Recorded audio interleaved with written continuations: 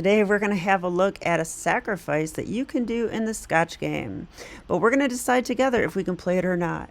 So it goes e4, e5, knight f3, knight c6, d4 the Scotch. We take the pawn, it's the best move. And after knight takes, knight f6, and knight c3, we have a 4-knight Scotch. We pin that knight because if bishop d2, we'll actually win the game with knight takes knight. So that's a little thing. Queen was protecting that. So after this, they usually play something else. But in my game, they went f3. Now, anytime someone plays f3, we should immediately be thinking about queen h4 check because they just opened that diagonal to the king. That means we need to get this knight out of the way. We can get the knight out of the way and take a pawn. Notice this knight's actually pinned, so the only move would be this.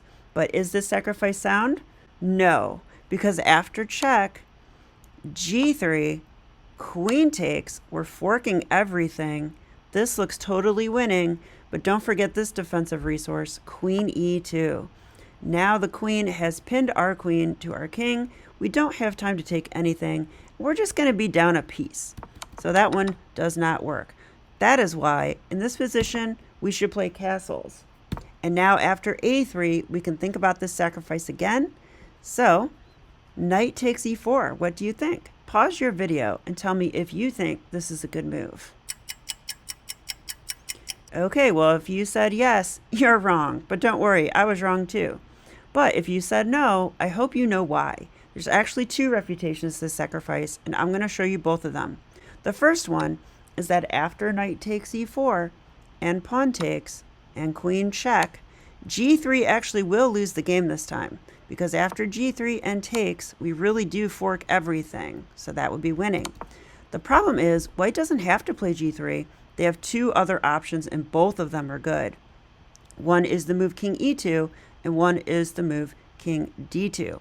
King e2 is the one I like the best because even after we take, and win this pawn with check, the king will simply slide to f2.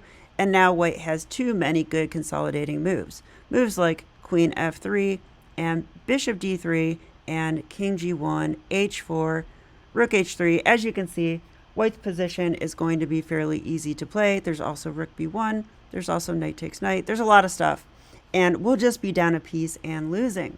So that refutes the sacrifice in one way, but there is another way they can sacrifice or refute the sacrifice as well. They can take the bishop.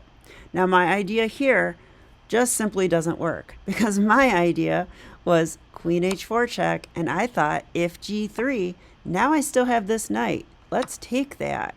Pawn takes and queen takes rook. But this is an error that many players make, and I'm among them. And that's the fact that even though I won this rook, I did give up a knight, a beautiful knight on e4, and I also gave up a nice bishop on b4. So even though we won a rook and a pawn, trading a rook and a pawn for two minor pieces, especially your most active minor pieces, is usually a terrible idea. So this position is in fact better for white. I will tell you though, this story does have a happy end because in my game, my opponent didn't find the refutation. They actually took the bishop, and after check, they chose this king e2 move, but this is totally losing. Do you see why? This time we get a fun king hunt with queen f2 check. White has a visitor, and it's really hard to get away from this visitor. It's like one of those visitors that comes to your house, and they keep talking, and they won't leave, even though it's time for bed. Okay, but king d3. Let's take a free knight, because why not? And after check, king d3 again, I played the move knight b4 check. Here's a great trick for you guys to remember as well. If you can sacrifice a piece, but force the king up further, it's usually a really good sacrifice. And sure enough, this is mate in 5. I played rook check, king over, queen check, king here, and now the fun finish. d5, discovered checkmate. Hope you enjoyed the video. Bye.